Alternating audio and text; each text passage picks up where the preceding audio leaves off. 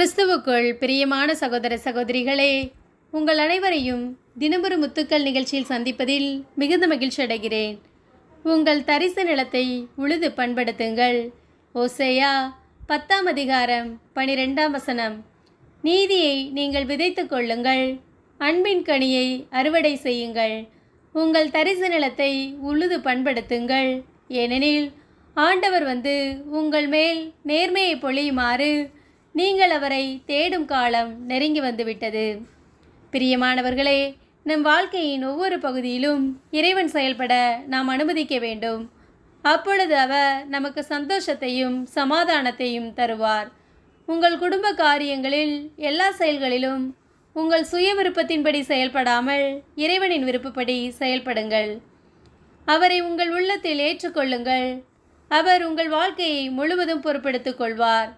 ஆதலால் தான் நீங்கள் நீதியை விதைத்து கொள்ளுங்கள், அன்பின் கனியை அறுவடை செய்யுங்கள்.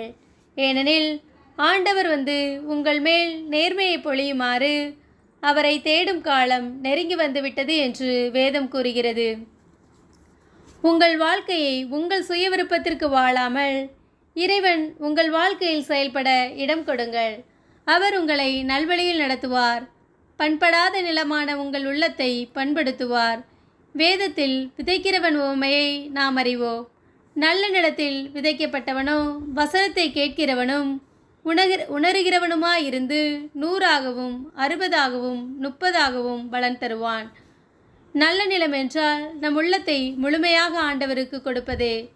அப்படிப்பட்டவர்கள்தான் 100 மடங்கு பலன் தருவார்கள். அன்பானவர்களே, உங்கள் உள்ளத்தில் இறைவனுடைய வசனமாகிய விதையை விதையுங்கள். அந்த விதை நன்கு வளரும்படி அவரை ஆசீர்வாதத்தை மழையாக ஊற்றுவார். இறைவனுடைய வசனத்தை கேட்டு அதன்படி வாழ்ந்தால் நீங்களும் 100 மடங்கு பலன் தருவீர்கள். அன்பு இறைவா, நாங்கள் எங்களுடைய வாழ்க்கையை பாதத்தில் அர்ப்பணிக்கிறோம்.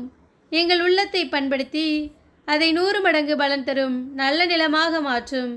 உம்முடைய வார்த்தைகளால் அதை நிறைக்க எங்களுக்கு உதவி செய்யும் என்று அவரை நோக்கி ஜெபிப்போம். ஆமேன்.